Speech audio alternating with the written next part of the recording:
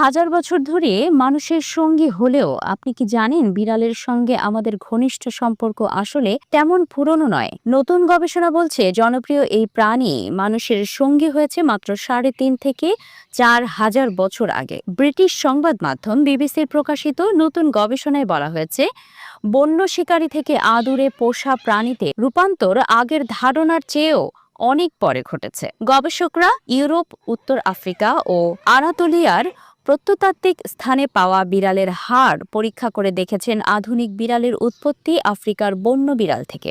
দীর্ঘদিন ধারণা ছিল লেভান্ট অঞ্চলে কৃষির শুরুতেই বিড়ালের গৃহপালন হয়, কিন্তু নতুন ডিএনএ বিশ্লেষণ বলছে না, এই যাত্রা শুরু হয়েছিল উত্তর আফ্রিকায়, সম্ভবত প্রাচীন মিশরে।